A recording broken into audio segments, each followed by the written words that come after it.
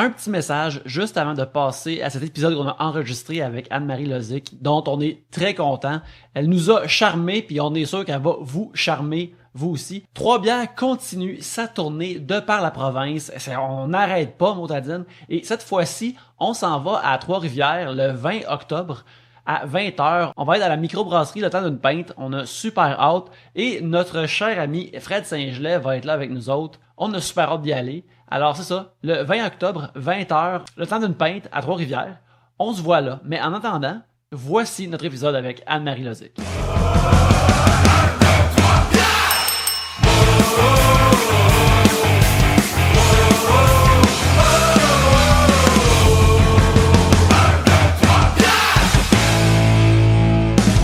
Re-bienvenue à Trois-Bières, l'émission où on parle des sujets que vous nous envoyez le temps d'une bière. Le fonctionnement est bien simple. Premièrement, dans ce sac, il y a les sujets que vous nous avez envoyés. Et lorsqu'on commence à en parler, vous entendez ceci.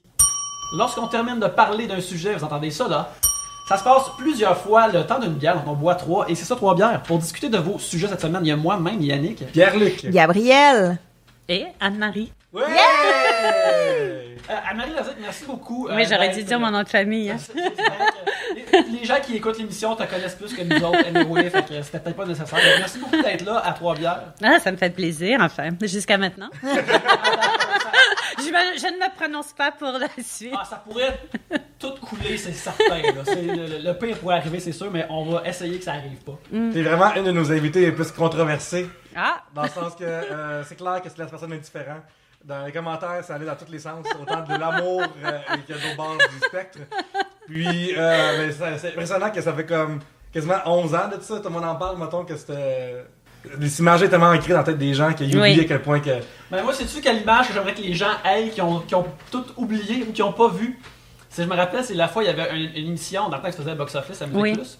Il y avait comme un genre d'émission mash-up ou spécial où il y avait toi et Claude Rajotte. Genre, vous parliez toutes les deux des affaires. Et ça faisait pas longtemps que le film The Thin Red Line avait sorti. Ouais. Puis c'était un film de Terrence Malick qui, à l'époque, il en faisait quasiment pas des films. C'était comme, Terrence Malick, ceux qui le connaissent pas. Film événement, oui. C'est un maître du cinéma, mais aussi il fait des films de façon vraiment particulière, comme des fois, à place de donner un script à un acteur, il va faire comme mémorise ce poème-là, puis quand l'autre acteur va te poser une question, tu réponds ce que tu sens. T'sais, fait que lui, il fait des films space de même, mais ils sont artistiques, ils sont riches, ils sont plein d'affaires comme ça. Et dans l'émission avec Claude Rajotte, il arrêtait pas de dire à quel point qu'il trouvait que ça... qu'il aimait pas ça, il trouvait ça plate. Puis toi, t'étais comme, mais non, mais tu sais, parce que Terrence Malick, tu sais, il filme avec la lumière naturelle, puis c'est vraiment nice, là. Puis lui, il est comme, non, zéro. Fait que le gars qui va parler en détail de n'importe quel album, par exemple, fallait qu'il se fasse coacher pour Terrence Malick, puis ça, j'ai trouvé tout ça. Tu as une mémoire extraordinaire, moi, je me rappelle même pas de ça, c'est fou. Bref, je bois trop, puis là, je continue d'ailleurs. Moi, je me souviens justement dans le temps que j'écoutais Box Office, j'en revenais pas que quelqu'un du Québec allait voir des grandes vedettes américaines genre dans des junkets, maintenant ça existait. Genre, ça me fascinait, je suis comme waouh, c'est malade, je revenais pas. Non, c'est gentil, merci. Fait que là-dessus, on va commencer par lui. Je oui. t'ai pigé un sujet. Continue les félicitations. Donc, quand même 13 ans de box-office. Oui. C'est fou, là. 52 semaines par année. Oui. Ça, sachez qu'il n'y a jamais aucune émission qui est 52 semaines par année. Ça prend que des fous pour faire ça. Mais oui, donc vraiment chaque semaine de l'année, on n'arrêtait jamais. En général, les émissions, c'est 13 épisodes. Ils coupent tellement 11, 9, 6. Mais nous, c'était vraiment 52 semaines par année. Donc, 13 années bien remplies. Ouais, c'est malade. C'est impressionnant. Gabrielle, quand elle a dit 52, ta bouche est restée comme ouverte. Ben non, mais ça, je sais comme, mais il y avait Ouais, des c'est vacances, il y avait, t'étais tout le temps là. Ben, on s'arrangeait, là, mais non, on était toujours en ondes. Mais Ouais. puis c'est beaucoup de déplacements, j'imagine, parce que c'est pas tout le monde qui vient ici, là. C'est vous qui devez aller rencontrer énormément les de lancements et déplacements. tout. Ouais, ça veut dire aucune vie sociale. Est-ce que dans le temps, tu restais déjà dans le coin de la synagogue ou tu habitais ailleurs? Non, j'étais à Montréal. C'est plus récent que j'ai décidé de vraiment bouger, d'être à mi-temps là-bas. Mais j'étais vraiment toujours à Montréal parce que toute la base était ici. Pigeon. Juste dire que j'ai regardé toutes les vidéos sur YouTube que ton nom est dedans. J'ai vraiment du plaisir à me... Juste dire à quel point c'est fucking cool. Excuse-moi, c'est vraiment impressionnant. Quand même, c'est cool. Que Bruno Blanchet qui te parodiait. Oui. Okay, c'est magnifique. Lui, d'ailleurs, il me faisait vraiment rire parce que, bon, toutes les parodies sont pas toujours réussies parce que et d'ailleurs c'est un art parodier quelqu'un parce qu'il faut aller chercher l'essence et il y a des gens qui s'arrêtaient juste au rire et tout ça mais Bruno Blanchet il allait comme une étape plus loin. J'ai toujours adoré ses parodies lui parce que c'était un peu surréaliste mais c'était aussi mais c'était vraiment bien c'était parce qu'il y en a d'autres qui faisaient de façon plus superficielle ou bon que c'est correct c'est toujours flatteur d'ailleurs être parodié mais bon c'est juste un peu moins réussi. Mais que tu avais participé aussi à une de ces parodies, Oui, je trouve ça ben, vraiment cool. C'est vraiment cool. Oui. D'ailleurs, mon vidéo préféré qui est sur YouTube, ça s'appelle Chercher Anne-Marie Bruno Blanchet, pénis. C'est ça le titre du sketch. Bon. Alors, je pige un sujet. D'accord. Tada. Quelle réalisation sur l'univers, la vie ou la réalité vous donne quasiment une crise existentielle sur le coup? Excuse-moi, je t'ai mal compris. C'est normal. Et beaucoup d'auditeurs doivent être en train de se dire ça. prononcer, mon cher. C'est ça. Une crise existentielle dans le vrai sens du terme, c'est-à-dire je me questionne sur la vie ou une crise, ou on veut dire plutôt une crise... Mais des fois, comme il y a des gens qui regardent l'univers, les étoiles, puis on est tellement petits, puis ça remet tout en perspective pour eux. Ça les chamboule d'une certaine façon. Genre, des fois, ça m'arrive de faire ça, de réaliser à quel point qu'on est petit dans l'univers, puis on est rien. Puis là, ça me rend vraiment... Ça me remet humble. Moi, ça m'angoisse au bout, tu sais, de penser justement là, qu'il n'y a pas de fin. Comme, quelque chose que j'arrive pas à concevoir, ça m'angoisse beaucoup, tu sais, qu'il n'y a pas de fin. Ou comme quand tu imagines la mort, là, tu sais, que la mort, c'est fini. Puis là, t'es comme, mais comment ça se peut? Comment il peut avoir rien? Tu sais, comme, oh là, j'ai plus le goût d'en parler. Ça m'angoisse au bout. Des trucs comme ça, là, que tu peux... Que c'est ça, quand j'arrive pas à concevoir, quand t'as pas de référence, quand t'as pas rien... C'est tout. C'est angoissant, mais c'est bien. C'est ce qui rend la vie excitante, justement. C'est qu'il y a une fin. Et je crois qu'il y a aussi une fin à l'univers. Donc, comme il y a eu un début, mais bon, enfin, on va pas partir dans ce débat-là, mais j'aime l'idée tout de même qu'il y a une fin à la vie, parce qu'imaginez s'il n'y avait pas de fin. De toute façon, on voudrait une fin. Donc, je trouve que c'est ça qui est excitant, c'est qu'il y a une fin dans le temps. Donc, c'est pour ça qu'il faut en profiter, d'ailleurs. Moi, c'est les théories comme d'univers parallèles, mais qui... la base, c'est que si tu fais un choix, ça veut dire qu'il y a un univers où tu as fait l'autre choix. Puis des fois, c'est juste de penser que, bon, ben il y a une version de moi qui a décidé de faire ça au cégep, puis qui est peut-être 100% ailleurs dans sa vie. Fait que juste penser comme aux différentes branches qu'une vie peut prendre, des fois, je pense. Puis je me disais que si on avait une TV... Ouais. Pour voir comme qu'est-ce que tu fais dans un autre univers, peut-être que tu quitterais jamais la maison parce que tu pourrais pas checker un autre poste de voir l'univers où t'es facteur. D'après l'univers où t'es facteur, mais t'as décidé de tirer tout le monde au Ah ouais, mon Dieu, ça escalade vite, hein? Oui. J'ai mis la place dark pour contrebalancer où t'es le facteur de l'année, où t'es peu importe là, tu sais. Dans mes recherches, j'ai appris quelque chose qui m'a vraiment fait réaliser à quel point on est choyé en 2017 malgré les situations. Anne-Marie, t'es allée visiter la ville de Lezic. Et tu m'en as appris, j'ai appris quelque chose. Ben la ville, oui, il y a 2 maisons. Oui, c'est vrai. Mais le hameau. mais j'ai appris quelque chose sur ta grand-mère, spécifiquement, qu'elle a rencontré des Allemands et a fait quelque chose. Est-ce que tu veux en parler ou... Moi, ça fait comme moi, aujourd'hui, on est vraiment safe. Mais est-ce que ça peut être en contexte? Ben, il y a encore énormément de violence, oui. tu sais. Donc, ça, c'est... oui, la grand-mère que je n'ai jamais rencontrée, d'ailleurs, qui est morte même avant que je sois née. Donc, oui, elle s'est fait arracher les dents par les Allemands devant ses enfants. Donc, parce que mon grand-père faisait partie de la résistance. Donc, en ex-Yougoslavie. Donc, voilà. Donc, oui, mais écoute, il y a encore plein d'horreurs comme ça. Hein. L'être humain étant ce qu'il est, il y en a au moment où on se parle maintenant, de toute façon. Là. Donc... oh mon Dieu. Ouais, ça c'est... Tout d'un coup, silence, oui. Maxime Beaulieu qui demande « Je veux pas être chien, mais pourquoi je devrais m'abonner à des postes de TV de sexe quand j'ai Internet chez moi? » Ah, la question qui tue. Mais parce que... Alors, on va arrêter de mélanger tout dans le même chapeau, s'il vous plaît. on a des règles dans notre système télévisuel au Canada, des règles que j'aime bien d'ailleurs, parce qu'on s'assure d'abord que quand vous regardez quelque chose à la télé au Canada, que ce soit par n'importe quel opérateur TV, vous êtes assuré que si on parle du côté adulte, vous pouvez être assuré que tout le monde, il y a les papiers qui disent que tout le monde a 18 ans, tout le monde était consentant, il n'y a pas d'esclavagisme humain, il n'y a rien de... même on paie des droits musicaux, donc tous les artistes sont payés, etc. D'ailleurs, beaucoup trop, je crois. pas que je sois contre ça, mais je crois que les chaînes adultes, parce que comme personne ne veut toucher à l'adulte, parce que et donc ils nous jugent par rapport à d'autres chaînes traditionnelles, ce qu'on n'est pas. Bref, c'est complètement un autre débat, mais je suis très contente du concept. Je veux payer les redevances à qui de droit, ça, j'ai aucun problème avec ce concept-là. Donc, ça, c'est dans notre... Alors, quand vous allez sur Internet gratuitement, et là, je ne parle pas des sites payants, parce qu'il y a des sites extraordinaires payants, qui sont d'ailleurs beaucoup plus chers qu'à la télé. Ça aussi, il y a souvent des règles et c'est entouré, etc. Quand on parle de juste aller voir des clips gratuits comme ça, excusez-moi, tout le monde est potentiellement pédophile parce qu'il n'y a rien qui dit que la personne a 18 ans. Il n'y a rien qui dit que la personne a été payée. Et puis moi, j'ai aussi un autre débat maintenant. C'est bien beau aller donner nos bandes passantes de certaine façon, nos informations et leur donner un nombre incroyable de bandes passantes sur lesquelles ils font énormément d'argent. Mais ces compagnies-là, ils font le profit sur vos informations. Ils devraient au moins nous donner des redevances sur nos informations. C'est comme les compagnies qui vont puiser le pétrole ou l'eau dans des pays sans donner leurs redevances. Ben là, c'est la même chose. Nos informations, ensuite, ils vendent ça à je sais pas combien, ou ils se font des milliards là-dessus sur nos informations. Alors là aussi, j'ai un problème de principe qu'on devrait, mais bon, ça aussi, c'est un autre débat. Moi, ce qui me touche le plus, c'est l'exploitation. Et en gratuité, il n'y a absolument rien, malheureusement. Et puis, c'est ça qui garantit ça. Et ça, c'est l'élément qui me dérange beaucoup.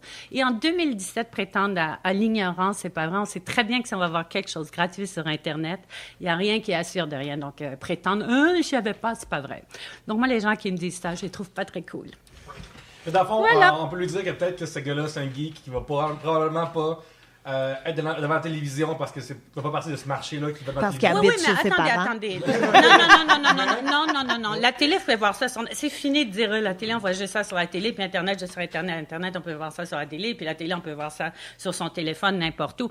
À partir du moment où vous êtes abonné, ensuite, vous pouvez aller voir ça comme vous voulez. Donc, ça, oui et non. Ouais. C'est juste la façon. C'est comme moi, je travaille juste dans l'environnement avec les opérateurs TV ou avec des grosses compagnies parce que je veux cette assurance-là qu'il n'y a pas d'exploitation. Et c'est pour ça que je travaille dans cet environnement-là. Point à la ligne. Mais parce que là, en fait, on parle de ta chaîne Vanessa. Non, qui est devenue Vivid. J'ai aussi lancé Oslo TV. Là, je vais en lancer une troisième. En fait, j'annonce demain matin qui va être... Non, mais bref. Donc, je dirige vers une troisième maintenant, oui. T'avais un peu de temps libre. Et puis, on envoie beaucoup. On envoie une centaine d'heures de production VOD par mois un peu partout en Amérique du Nord. Mais encore une fois, toujours dans l'environnement des gros opérateurs TV.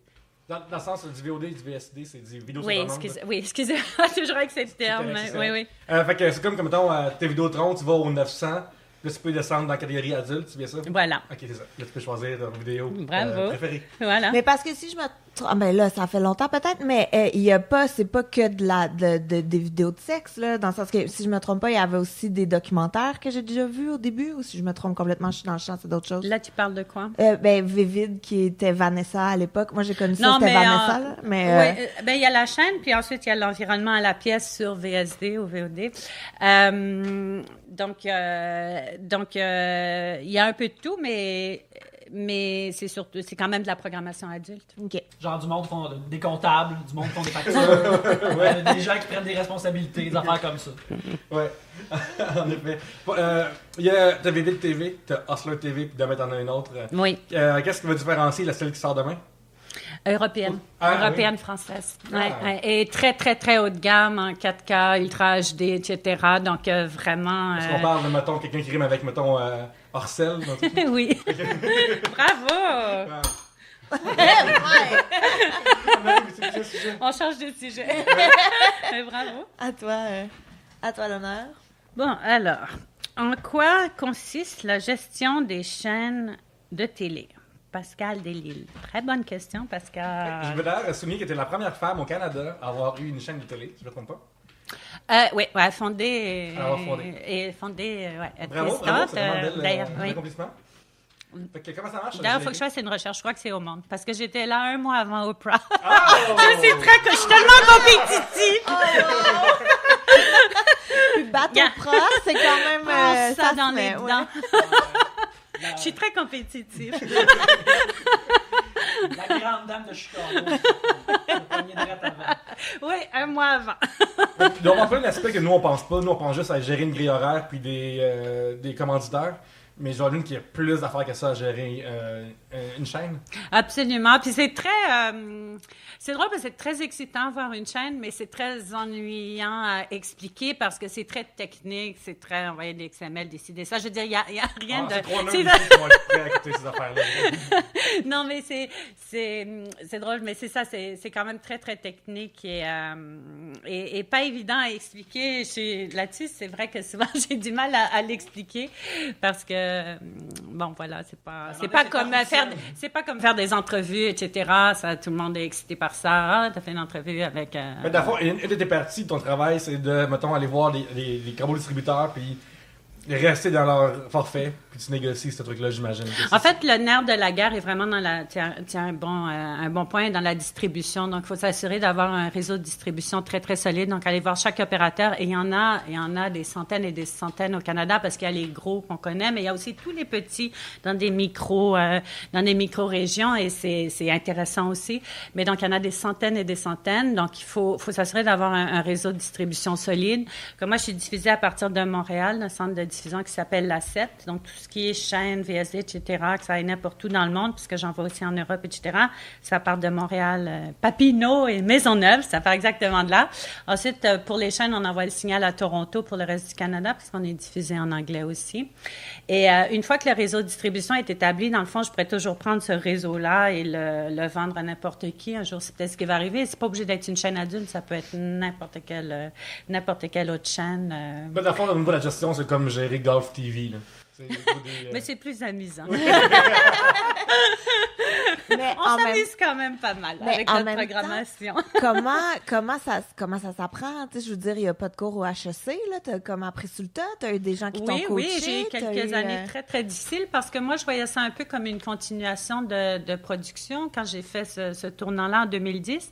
Et on continue à produire un peu, mais la diffusion, c'est complètement autre chose et je n'y connaissais absolument rien. D'ailleurs, quand j'ai commencé à produire, c'est la même chose.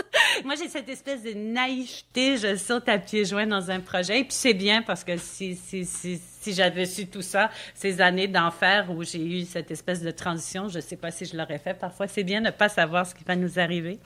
Mais j'ai tout appris, mais tu sais, c'est bien. Et puis, il faut savoir aussi se relever les manches, puis être humble, et puis repartir à zéro.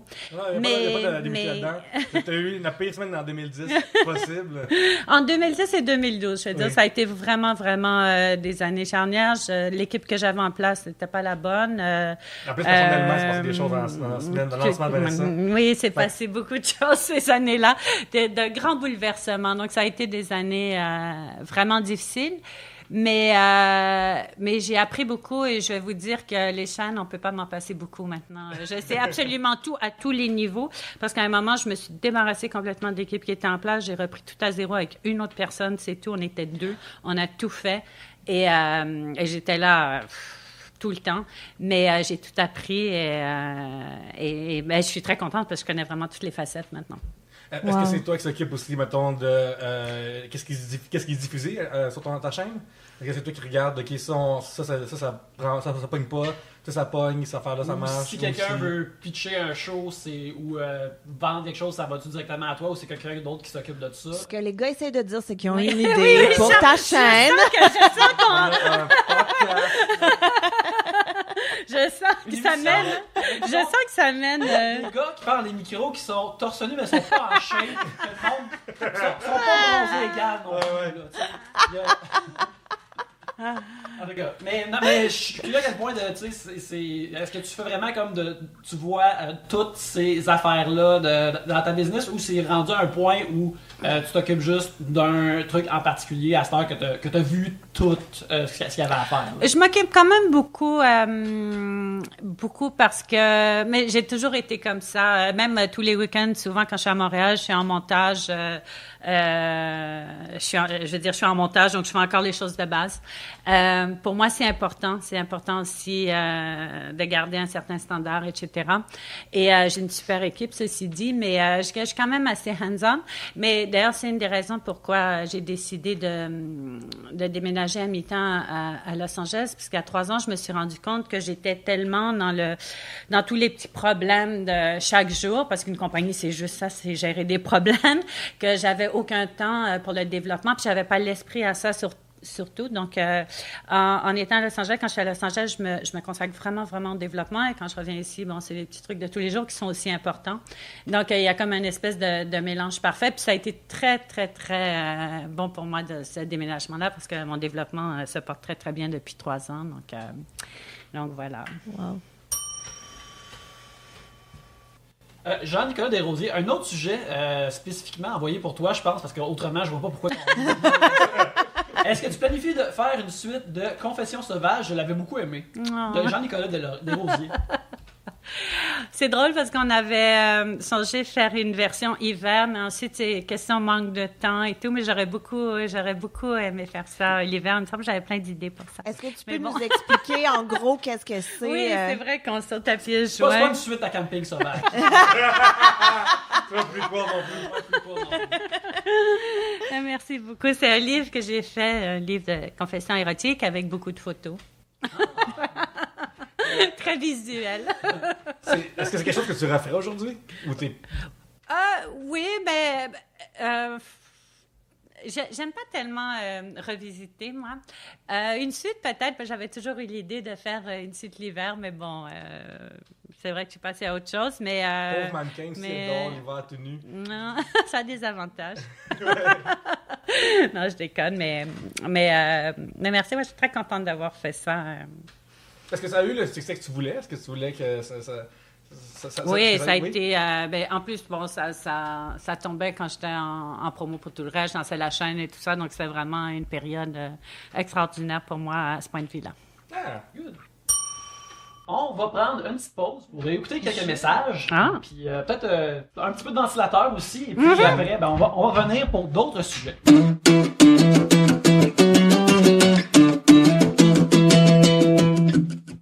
À la fin du mois de septembre, on va arriver au 300e épisode de Trois-Bières. On est super contents et on n'aurait pas pu se rendre là sans vos sujets. Si vous voulez que l'émission continue, et on espère que c'est le cas, c'est certainement notre souhait à nous autres, on a besoin de vos sujets.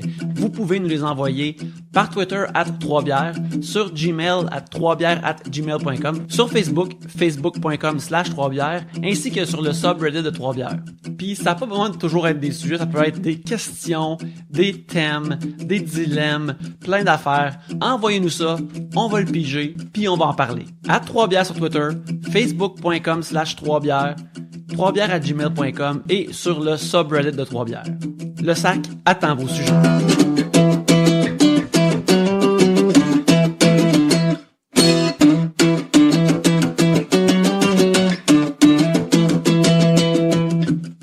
Vous aimez acheter des affaires, vous aimez Trois-Bières, eh bien, j'ai une super bonne façon de allier ces deux passions-là pour vous. Vous avez juste à aller au 3bières.com/Amazon. Mettons que vous voulez vous acheter quelque chose comme, mettons, un Blu-ray de Wonder Woman qui sort le 17 septembre. Ben, c'est bien simple.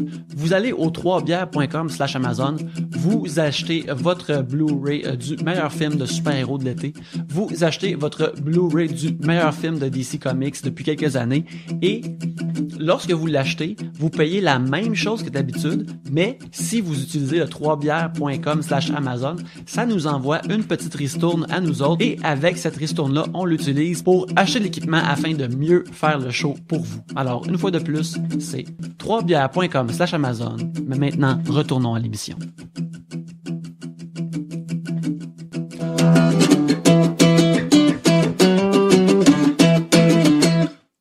C'est le moment du Alors, Pierre-Luc, parle-nous ça, ce plan-là, une fois de plus. Bien sûr. Christophe Maillard demande on ne parle que de tes entrevues avec Ben Affleck. Lesquelles qu'on se rappelle? À part celle-là, il y a des choses que tu ça, t'en avais vraiment des Je dois admettre, par exemple, que hier, j'étais avec des amis, on avait été voir une gang, on était voir Blade Runner. Puis après, mes amis étaient vraiment hyped de voir que t'allais être dans l'émission puis de l'écouter. Ils avaient vraiment hâte. Puis, mais une de mes amies, comme, elle veut savoir des affaires de Ben Affleck parce que je pense que c'est un kick qu'ils veulent vivre à travers toi. Je pense que t'étais comme un symbole pour bien des dames qui voulaient faire ça à ce moment-là ou quelque chose de même. Ah bon. Mais ceci dit, moi, je suis quelqu'un qui aime beaucoup... D'ailleurs, ça, s'il y a quelque chose qui me manque, c'est pas particulièrement Ben Affleck, c'est faire des entrevues. Ça, c'était un côté du boulot que j'aimais beaucoup, beaucoup en tant que productrice, même si je faisais un peu tout. Puis finalement, c'était juste un petit 5% de ce que je faisais. Mais c'était certainement une de mes parties préférées parce que j'aime ces rencontres-là, j'aime écouter. Je suis quelqu'un même dans la vie qui aime écouter. Je parle pas beaucoup de moi-même, donc tous mes amis, c'est des gens qui parlent beaucoup. Mais j'adore les écouter parce que c'est une façon d'apprendre aussi. Donc, moi, j'ai toujours aimé cette partie-là et ça me manque un peu, mais j'ai tellement d'entrevues mémorables avec Juliette Binoche, etc., etc. Et ce qui est intéressant avec le... etc., ça vous en dit beaucoup, hein? Je connais pas ce truc-là, mais... Non, mais ça, parce qu'il y en a tellement. Mais cette génération-là de Ben Affleck, etc., c'est toujours, encore avec moi, etc., excusez-moi, c'est toujours intéressant quand on rencontre des acteurs, réalisateurs. J'allais encore dire etc., excusez-moi. Donc, c'est toujours intéressant quand on rencontre des acteurs, réalisateurs qui sont pas encore connus, qui sont pas encore célèbres, et vous faites des entrevues avec eux parce qu'ils l'apprécient toujours, et ça donne toujours, Liv Tyler, ça m'est arrivé avec elle, ça donne toujours ensuite des rencontres intéressantes parce qu'ils se rappellent toujours que vous étiez là quand ils n'étaient pas connus, quand personne voulait leur parler sur un tapis rouge. C'est vraiment cruel. Vous savez, les tapis rouges à Hollywood, quand les gens sont pas connus, c'est comme, on les regarde même pas, on veut même pas leur parler, ou quelqu'un commence à leur parler, là, une plus grande star arrive, allez, on les pousse. Moi, je les vois, je veux dire, c'est quand même assez... il faut être assez solide. Oui. Donc, quand vous faites des entrevues, ou même pendant les festivals, tout le monde veut juste faire les stars, personne ne veut faire. Puis moi, en l'occurrence, Ben Affleck, c'est quelqu'un que j'ai fait, il était absolument pas connu au festival de Sundance. Personne ne voulait le faire en entrevue. En fait, l'attaché de presse m'avait supplié de le faire. Donc, ça a commencé comme ça, mais c'est drôle. Puis ensuite, il est devenu ce qu'il est devenu. Mais ça a toujours donné, il m'a donné accès à plein de plateaux, etc. Parce qu'il s'est toujours rappelé de ça. Puis il y en a beaucoup, Matt Damon, etc. Donc, c'est un peu cette génération-là avec qui, quand je faisais Box Office, qui débutait. Donc, toi, tu as parlé à une époque très spéciale. Scarlett Johansson. En tout cas, il y en a plein comme ça. Donc, puis des fois, on n'a pas on devient, surtout pendant les festivals, il y a tellement de gens qu'on a tendance à juste mettre le focus sur les gens qui sont connus, etc., parce qu'on est tellement nous-mêmes débordés. Puis des fois, ceux qu'on ne connaît pas du tout, on dit, réellement, est-ce qu'il faut... Donc, mais ça a toujours porté fruit par la suite. On est entre nous autres. Justement, nous autres. Bon. C'est sûr, tu t'en vas où ce que je voulais m'en aller. Hein, Vas-y. Bon, oh là là, c'est qui? Non, mais tu sais, il y en a des vraiment... Moi, je me souviens, j'étais dans le sol chez ma mère, puis j'écoutais Box Office, puis avec Ben Affleck, un peu de jalousie, je te cacherai pas, de tout ça. Est-ce qu'ils sont bons? Il a l'air de se sentir bon. C'était pas là que tu t'en allais, Pierre-Luc, mais ça m'est venu en tête. Il a l'air de se sentir bon. Très sensuelle, pas très douce. Très drôle. Et c'est très important, d'ailleurs, c'est drôle que tu dises ça, parce que pour moi, l'odeur est très importante. Ben oui, surtout assis sur lui, puis... Oui, puis il fait chaud, hein, parce que dès qu'il y a quand même... Donc, je vous rassure, tout le monde. Est-ce qu'il y a des personnalités qui étaient moins agréables à gérer? C'est ça que je voulais savoir. Si ta pire entrevue ou quelqu'un qui a vraiment été désagréable, tu sais, qui te donne pas de jus, qui est pas... L'équivalent aujourd'hui, ça serait sur iPhone en même temps qui te parle.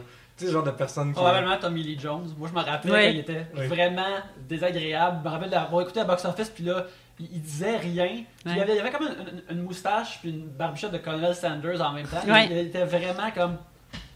pas agréable. En tout cas, bref.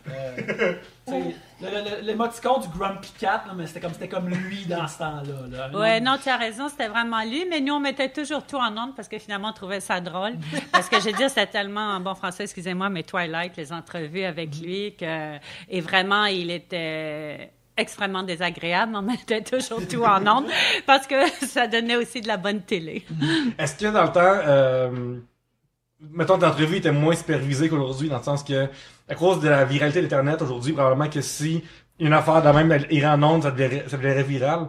Mais dans le temps, un channel, un post au Québec, Musique Plus, les autres, Oui, mais je vais micro, dire t'as un que Hollywood, Los Angeles, Hollywood, parlons d'Hollywood, de cette industrie-là, a toujours été ultra encadré. Donc, ça a toujours été comme ça. C'est toujours très surveillé, très encadré. Ensuite, il faut juste trouver dans ça une espèce de leur faire oublier un peu ça. Mais ça a toujours été comme ça. Mais est-ce que c'est déjà arrivé, mettons? D'ailleurs, c'est ce que excusez-moi, Oui, c'est ce que j'aime d'ailleurs et ce que j'aimais beaucoup avec l'industrie en France par opposition.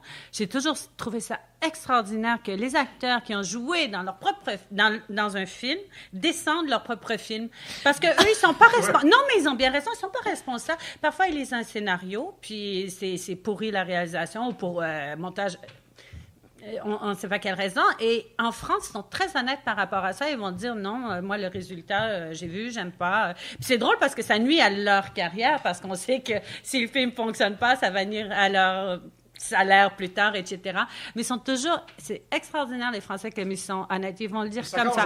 Contrairement aux États-Unis, où c'est toujours le meilleur film qu'ils ont jamais fait de leur vie. C'est tellement énorme. OK, d'accord, oui, c'est le meilleur film que vous avez jamais fait de votre vie. Oui, Battleship, c'est vraiment bon. Puis, parce qu'on y croit plus. Le meilleur Ouais, film, c'est ça, toujours. Mais toujours, puis c'est le meilleur réalisateur, même se sont pris aux cheveux, c'est puis le meilleur co-star. Cette espèce de brin noir auquel on ne croit pas, d'ailleurs.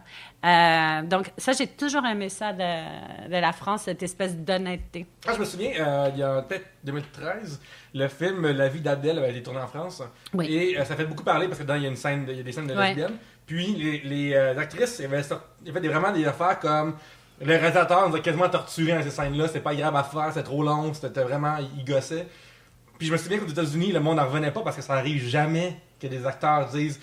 Tu sais, même les affaires de Eyes Wide Shut, que tout le monde dit que c'est être Kubrick, c'est de la merde, tu sais. Mais tout le monde dit mais parce que c'est un génie, parce qu'il voulait vraiment faire 92 takes, trouver la bonne, tu sais. Mais aux États-Unis. Non, c'est ça, c'est exactement. Non, ce gars-là, là, il voulait nous voir se frotter longtemps, là. Tu sais, c'est comme ça qu'il a dit. Ouais, mais c'est ça que j'aime. Il y a une espèce d'honnêteté qui est vraiment bien, hein, que je respecte beaucoup d'ailleurs en France. Ça va? Un sujet de Jean-François Lauzon. Décrivez le ou la pire collègue de travail que vous avez eu ou eu à subir. Donc, collègue, pas employé. C'est vraiment intéressant parce que justement, tu as dû avoir géré comme plein de beaucoup genres de monde, personnalités différentes, puis ou même des ensembles de monde pour qu'ils travaillent bien ensemble. Oui. Mais pour l'instant, il y a, je vais vous dire, si on parle de collègues, il y a une personne à Toronto, une femme d'ailleurs, et c'est tellement drôle, avec un opérateur télé, moi je m'entends bien avec tout le monde dans la vie, et il y a un blocage, et je ne sais pas si c'est à cause de mon accent français, très honnêtement, ou juste parce que je suis une femme, mais c'est extraordinaire comme c'est personnel, à quel point elle me bloque et ça me frustre beaucoup. J'aime pas les situations d'injustice. S'il y a des raisons que, je sais pas, on livre pas à temps, on fait pas bien les choses, j'ai aucun problème quand c'est rationnel. Quand c'est irrationnel comme ça, j'ai beaucoup plus de problèmes. Puis non seulement on a un contrat, donc en plus, elle honore pas le contrat, ce que je trouve assez horrible. Mais bref, donc ça j'avoue que ça me déplaît, ces situations-là, quand je sens que c'est personnel, quand il n'y a aucun lieu que ce soit personnel. Ça, mon accent ne changera jamais. Tu ferais n'importe quoi, ça clique pas. Là. Vous travailleriez au Subway ensemble, ça n'arriverait pas non plus. Là. Ben, c'est elle, je sais elle, pas. Ouais. Oui, moi, j'ai aucun problème, là, mais elle, apparemment, je suis pas ça style. Je me dis qu'il faut bien que ça arrive. J'imagine, parfois, j'ai d'autres deals qui passent pour d'autres raisons, là, mais ça, j'avoue, j'ai des problèmes. Et puis, les employés, j'ai eu un employé que j'ai vraiment envoyé, c'est femme-homme, c'est très égalitaire. Un employé avec qui j'ai un mauvais souvenir. Sinon, je vais t'avouer que moi, j'ai beaucoup d'ex-employés qui sont même mes amis, que je vois, on va manger. Et moi, je suis très fidèle à mes employés aussi. J'ai encore le même monteur qui était le monteur de box-office. Donc, je travaille beaucoup, beaucoup avec les mêmes personnes. Tu as déjà dit en entrevue que dans tes relations d'affaires, tout ce que tu avais dans le passé, d'être en bikini, tout ça, ça change rien, c'est la business. Sauf les femmes en général. Tu t'as déjà dit qu'elles, ils ont un rapport peut-être différent avec toi. Oui. Même peux-tu développer ou as-tu des théories que tu m'expliques? Des théories fumeuses, non? Qu'est-ce que tu as à dire là-dessus? Ben, écoute, j'y vais aussi avec mon expérience parce que je déteste quand on parle des femmes comme un groupe homogène, uni, etc. Oui, on parle de sortie longue oui. Mais c'est vrai que dans le milieu, parce qu'on dit toujours... D'ailleurs, je crois qu'un des problèmes... Pourquoi on dit souvent que les femmes, il manque de femmes, là, il n'y a pas la parité, etc. Il y a quand même des femmes qui sont en poste qui seraient capables de donner la parité, mais c'est pas nécessairement les femmes qui vont encourager les autres femmes non plus, ceci dit en passant.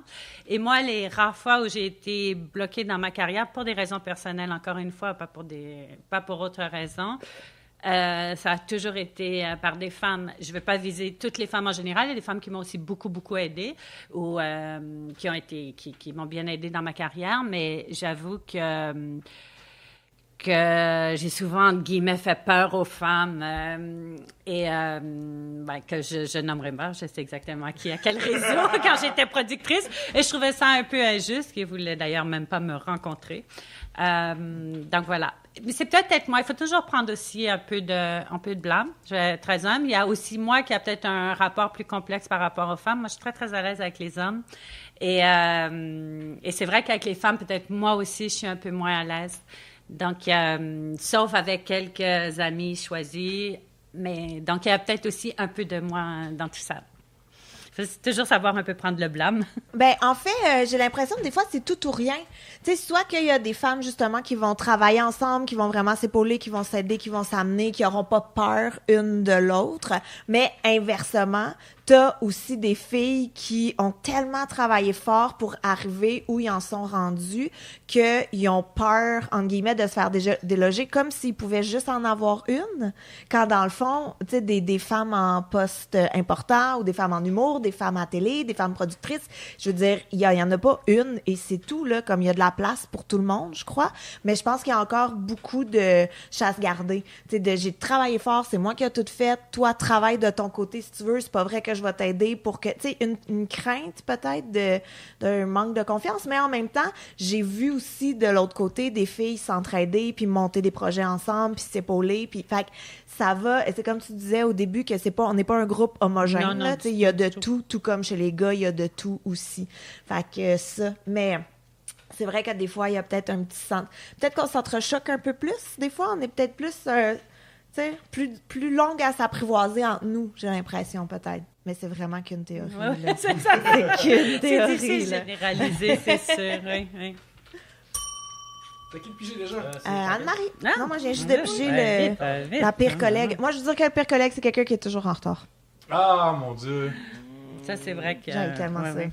Ah, merci à toi, Marie, d'avoir mis sur Facebook que t'allais être en retard.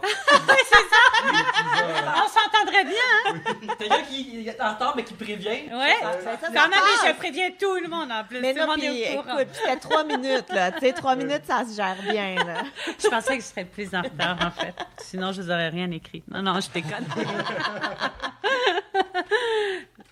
Donc, êtes-vous parlable le matin de la part de Philippe Demers? Oui. Je suis plus un oiseau de nuit, mais moi, je suis toujours assez heureuse tout de même. Donc, oui, le matin, aucun problème. Mais t'as l'air tellement smooth, comme... Depuis que t'es arrivée ici, tu fais juste sourire, t'es tout le temps... T'es-tu Oui. toujours comme ça? Mais écoute, j'ai des moments, je vais pas non plus prétendre que je suis Miss Sunshine tout le temps, là.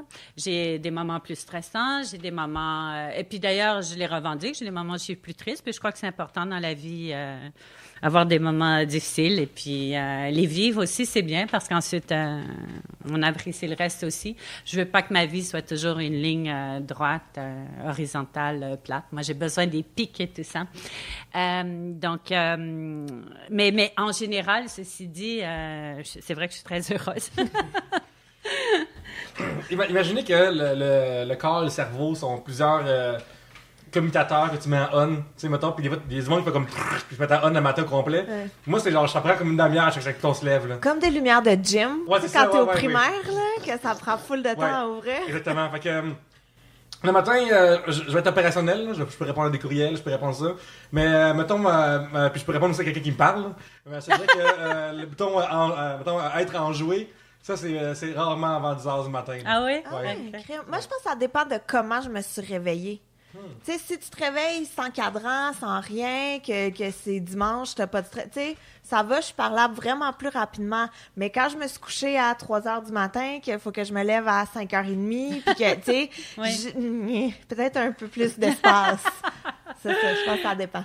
Moi, en fait, j'aime la nuit. Le matin, c'est l'après-midi que... C'est quoi le matin pour toi? Ouais? C'est l'après-midi que je suis pas parlable, Philippe. Non, je déconne.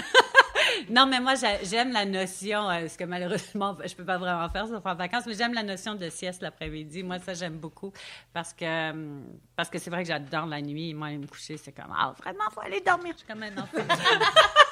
Puis le matin, j'aime bien, en fait, quand je suis debout, même tôt, même si bon, se réveiller des fois, c'est un peu pénible, mais j'aime ça le matin, voir le jour se lever et tout ça. Ça, j'adore. Mais l'après-midi, bon, c'est un peu ennuyeux. Je suis jaloux des gens qui sont matinaux. J'ai une jalousie profonde de... Des fois, je me lève le matin, je suis au travail ou à l'école, puis les gens sont vraiment comme « Hey, la vie, c'est fun!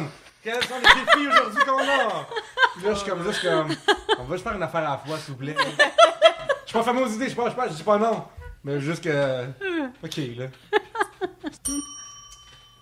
Cynthia Gilbert demande, une fois de plus, un sujet qui a été envoyé pour toi. Comment ça fait-il qu'on entende peu parler des productions pour adultes en français faites au Québec? Parce qu'il y en a très peu ces temps-ci. Il y a une espèce de vide. Mais là, il y a quelques personnes qui font vraiment des trucs pas trop mal, d'ailleurs avec qui je me suis associée. Mais il y en a très, très peu. On a une drôle d'infrastructure adulte ici. Parfois, il y a des grandes ambitions, ce qui est bien, mais on dirait que c'est jamais assez solide. Ensuite, ça s'écroule. Donc, on passe par des hauts et des bas. Et là, je dirais qu'on est dans un bas. Okay. Malheureusement. C'est la situation. C'est quoi le dernier haut? Je dirais que au moment où j'ai en fait lancé ma chaîne en 2010, il y avait un studio qui avait des grandes ambitions, donc ce serait sans doute le dernier haut. Puis c'est une industrie ici malheureusement où il y a beaucoup de gens qui profitent d'autres personnes. Donc, ça donne un mauvais nom d'ailleurs à l'industrie, des gens qui ne paient pas les gens, etc. Donc, parce que l'industrie est encore un peu à ses balbutiements ici, malgré tout. Elle n'est pas solide comme en France ou comme en Europe, etc. Ou je vais arrêter avec les etc. C'est pas comme... Non, mais excusez-moi, je parle pas de... On les enlèvera au montage. Non, laissez-le, mais moi, quand je parle sur un mot, comme vous pouvez voir, mais c'est ça, donc c'est pas solide comme aux États-Unis ou en Amérique. Donc, c'est pour ça que c'est un peu chambranlant. Aux États-Unis, je pense qu'il y a une vedette du 3X qui lève, finit par arrêter rapidement pour pouvoir devenir danseuse ou escorte puis faire plein d'argent. Tandis qu'au Québec, il n'y a pas assez le volume de personnes pour que ce soit vraiment, je pense, vraiment nice d'être une danseuse. Une porn star, genre, tu sais. Non, ben comprends que pas. le monde achète assez d'affaires. Tu vas ton linge usagé sur Internet, tu vas sur Cam Soda déshabillé pour de l'argent. Quel site? Je pense que c'est Cam Soda Stream. Ah, ok. Mais... non, mais c'est pas ça. Mais aux États-Unis, par exemple, ou en Europe, je parle dans les grandes compagnies, ils paient bien les gens, d'ailleurs, pour avoir des bons monteurs, des bons réalisateurs, etc. Ici, le problème, c'est qu'il y a des compagnies, ils paient même pas les gens. Je parle même pas, non seulement juste des gens devant la caméra, parce qu'on parle juste d'eux, mais il y a aussi tout le travail derrière la caméra. Si vous voulez faire des bons films, ça prend tout le travail derrière, croyez-moi. Donc, je veux dire, il faut payer les gens aussi, puis il faut que cette industrie-là s'établisse de façon plus solide. Voilà. Donc, c'est le problème ici. De mon point de vue d'avoir essayé de regarder le matériel ici, je trouvais que les filles qu'elle a castées ne rejoignent pas vraiment, mais tu sais, genre, ça me vend pas du rêve pour moi. C'est pas l'esthétique que tu préfères. C'est ça. Fait que je pense qu'il y a peut-être le moment où ça va monter, le public va peut-être être intéressé. Qu'est-ce qui va monter? Plein de choses, Yannick. Du sang. Je ne peux pas voir la face de petit gars d'Yannick qui est comme fier d'avoir fait. Son jeu de mots. Il voulait le placer, là. J'ai vu l'occasion, là. Fallait. Seb Benoît, qui n'est pas l'animateur, c'est Benoît, c'est un autre. Parce que c'est une question culturelle. Si vous avez... J'ai failli cracher ma bière. Je vais juste préciser, des fois, c'est comme... Je prenais une gorgée, pas quand j'avale. Si vous aviez la possibilité de revenir dans le temps, Quel événement culturel aimeriez-vous revivre? Savez-vous qu'est-ce que j'ai écouté cette semaine? C'est drôle que tu parles de ça. Cette semaine, j'ai réécouté le premier épisode de la première saison d'Occupation Double. Mais c'est en 2013, ça fait 14 ans, mais quel voyage dans le temps. En 2003, oui. Mais quel voyage dans le temps. Oh mon Dieu! Un moment donné, ils s'échangent des CD. Ça, c'est drôle. Ils sont bien énervés de ça. Puis tu sais, il y a des télescopes ça, dans la maison drôle. des gars puis des filles. Puis là, hey, Eric Salvaire, il y a des spikes. Comme c'est... J'adore. Wow! Mais écoute, ça, j'étais quand même heureuse d'avoir revu ça récemment. C'était quoi la question? Ça m'a juste fait penser à ça. Mais ouais. Clairement, t'as déjà voyagé dans le Ben temps. c'est ça. Moi, j'étais heureuse, là. Mettons que tu peux plus voyager dans le temps et l'espace, mettons, pour... Mais écoute, je pense que je retournerais là, à Blainville en 2003. C'est dur de topper ça. C'est dur à battre. Il y en a qui iraient voir la crucifixion, mais là, t'as trouvé ton spot. C'est pas vraiment culturel dans l'exhibition. Ouais, c'est religieux, c'est pas pareil. Ouais. Moi, j'aimerais ça. Moi, mon affaire, qu'à chaque fois je vois de la fiction et du voyage dans le temps puis qui se mettent dans le trouble, je suis tout le temps comme non, allez juste voir des artistes qui sont morts maintenant en show. Allez voir comme Johnny Cash des années 50, des années 60, là, ça va être vraiment nice. Ou allez voir un show des différentes périodes d'Elvis, comme vous voulez, pour voir la progression. Ou dans le désordre, vous voyagez dans le temps, vous faites ce que vous voulez. Progression et dégression. Et déclin. Dégression, ouais. Tu vas le voir avec il était à Sun Records, puis tu vas le voir il était à Las Vegas à la fin. Des affaires comme ça, là, c'est à ta volonté. Fait que moi, c'est des affaires comme ça que je trouverais cool. Puis Pierre-Luc, je pense que je peux deviner le tien. Hein? Parce que c'est être à Montréal en 1997. Ok. Yannick parle d'un événement important à la WWF. Oui, qui est dans arrivé la à Montréal, lutte, qui a changé pour la vraie l'histoire de ce divertissement-là. Je pense que j'irais voir plus comme un genre de Woodstock là, original. Là. Puis je suis pas tant ça un fan, mais juste voir comme avec un imperméable, j'espère, parce que c'était dégueulasse. ouais, ça, mais juste voir comme. C'est ça l'ancêtre du Rockfest. Genre, comme juste voir comment le déclin de tout ça s'est passé. Pas Woodstock en Beauce, là. Le vrai Woodstock. Ouais. Marie, as-tu quelque chose que t'aurais aimé voir? Que j'aurais aimé ou qui m'a marqué? Mettons que tu peux voyager dans le temps, tu peux aller voir n'importe quelle affaire culturelle ou historique comme ça, là, tu peux aller visiter. J'aimerais ça aller à la première projection d'un film parlant. La première. Ça, c'est ouais. bon, ça. Ça, c'est bon. Ouais. Très fort. Voir le film du train qui s'en vient. Puis le monde qui... Oui! Et y croire! C'est pas juste un gars On qui est croit au piano. plus à rien! Moi, chaque gars qui est au piano fait comme puis t'as le texte qui apparaît là. C'est vraiment comme juste voir ça puis le monde il pense que c'est le diable qui s'en vient. Là. Oui, ça, c'est très bon. J'avoue, c'est excellent. Marie, y a quelque chose, un festival musical ou un film qui est sorti puis t'aurais aimé ça le voir au cinéma ou une jeune actrice au théâtre que t'aurais voulu voir? Non, mais j'avoue que cinéma parlant, c'est bon. Mais moi, j'avoue que j'ai vécu quand même, c'est peut-être pas la même chose, mais j'adorais aller dans les... Là, j'ai moins le temps, mais aller dans les festivals comme à Cannes et tout ça, et voir les films qui sont devenus cultes, comme Pulp Fiction, La Vita è Bella, etc., mais les voir sans avoir rien entendu avant. Rien. Donc, vous voyez, sans savoir si vous allez voir un film complètement ordinaire ou pas. Donc, ça, j'adore. Et c'est tellement difficile d'aller voir une œuvre de nos jours sans avoir rien entendu avant. Et j'avoue que ça a été des moments bénis pour moi parce que c'est encore plus génial ensuite. On est transporté ensuite quand on sort d'une salle de cinéma quand on a, ou autre événement culturel quand on n'a rien entendu. Et finalement, on voit quelque chose qui devient culte. Donc ça, j'avoue que ça a été des beaux moments. Je suis curieux. Ouais. Je sais que on était à Cannes pour Box Office, puis tu étais dans un événement situé pour l'adulte. C'est vrai que tu as réalisé à quel point que cet univers-là est vraiment plus libre que l'univers des cinémas traditionnels. Oui. C'est quoi cet événement-là? Qu'est-ce qui se passait dedans? C'était les Hôtes d'Or. C'était fait en parallèle. C'était 2-3 jours qui étaient faits en parallèle du Festival de Cannes, à 1 kilomètre à peu près de là. Et tous les milliers de journalistes qui étaient à Cannes se précipitaient là parce que il y a vraiment un star system du milieu adulte. D'ailleurs, il est encore là en France. Il est très, très présent. Donc, c'était quand même fascinant à voir tous les journalistes, les photographes, etc., qui étaient là pour les grandes stars, qui le jour migraient à 1 kilomètre et étaient aussi cinglés criait les noms comme ils font tout le temps. Donc, des stars du X. Et je m'étais dit, il y a vraiment quelque chose. Donc, je me suis dit, ce serait bien faire l'équivalent de le pendant de box-office, mais côté sexe. Et c'est devenu Sex Shop. Mais c'est vraiment là que, j'ai eu 3 jours, tu avais des projections de films? Oui, puis des remises de prix. C'est comme un événement comme Cannes, très, très glamour avec les gens qui s'habillent bien. Mais en plus... Non, AVN, c'est plus un marché assez ennuyeux. C'est pas la même chose, bien qu'il y ait des parties sur le côté. Mais là, c'est pas un marché, c'est vraiment juste un événement vitrine glamour. Peux-tu me parler des AVN? C'est quoi les AVN, Pierre-Luc? C'est les Oscars américains de la pornographie. C'est plate? T'es déjà allé? Non, moi non, j'ai envoyé des reporters.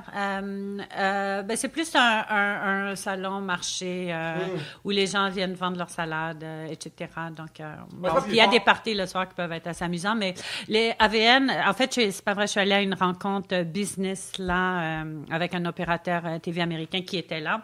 Donc, je suis allée le rencontrer pour une journée et en fait, c'est un événement qui est en train de mourir. Parce que c'est... Excusez-moi de vous l'annoncer.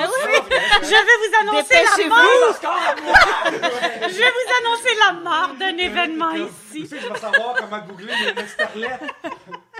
Mais, excusez-moi de vous faire l'annonce. Parce que j'ai Oui, je viens de me rendre compte, excusez-moi. Il y a une affaire qui me fait vraiment rire, si je ne me trompe pas, c'est que les AVN, ça passe en même temps que le CES, le Consumer Electronics Juste après, oui. Juste après ça. Oui, tu as Comme raison. Ça, les journalistes... C'est quoi le CES? C'est le Consumer Electronics Show. Oui. Fait que bref, c'est où est-ce que toute la nouvelle technologie sort et est annoncée. Puis c'est comme l'autre bord de la rue. Là. Fait que, c'est Il y a des télé courbées, c'est le futur, là, ou des montres timbres. Je vais aller voir l'affaire que je veux vraiment regarder sur la télé courbée. C'est ça se complète bien. Ça devient comme une excuse pour les gens qui vont en travail d'affaires puis qui vont au bar. Ça me fait un peu rire, ça. Ça me fait rire comment est-ce que le traitement de l'industrie pour adultes est vraiment encore tabou aujourd'hui. C'est comme, il y a une affaire il y a un compte que je follow sur Twitter qui s'appelle XBiz qui parle de l'industrie. Oui, absolument. C'est une référence dans l'industrie adulte, absolument. Ouais, mais moi, ce que j'aime pas ça, c'est qu'il annonce, à cause que cette industrie-là, ça n'a pas d'allure des fois les tweets qu'il envoie. Genre, il envoie des titres qui n'ont pas d'allure, fait que moi, je peux faire des punchs là-dessus. Puis c'est bon, oui. Je trouve ça vraiment drôle, puis en plus, ça me garde au fait de ce qui se passe, mais ça, c'est un peu hasard. Mais... oui, c'est pour l'actualité. Ouais, c'est vraiment pour le star system et l'art. Tu peux pas avoir une de ces bonnes vieilles discussions sur le milieu de la pornographie puis pas savoir qu'est-ce qui se passe vraiment. Là. Mais non, c'est ça. C'est l'air niaiseux. Là. Oui, j'aurais l'air de quoi, Yannick? Ben oui, t'aurais l'air d'un demeuré. Mais en attendant, on va prendre une petite pause. Et puis, on va revenir après ces messages pour d'autres sujets.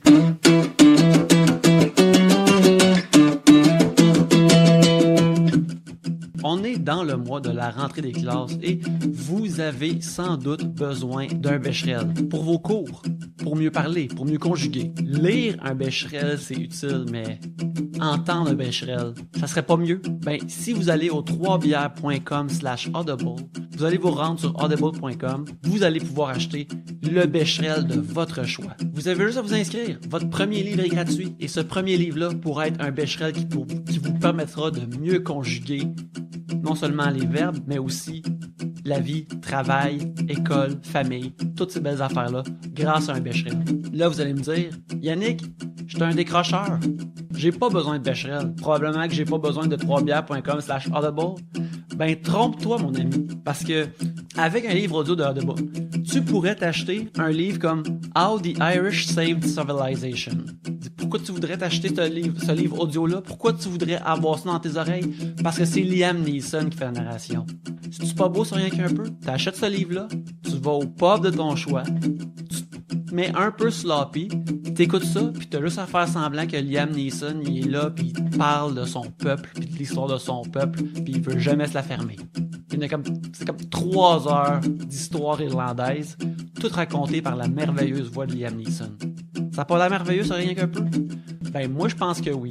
Fait que tu veuilles ça, que tu veuilles un Becherel, je t'invite à aller au 3bières.com/audible pour t'abonner et d'avoir un livre gratuit qui va rendre ta vie meilleure, que ce soit un Becherel ou l'historique d'un peuple raconté par Liam Neeson.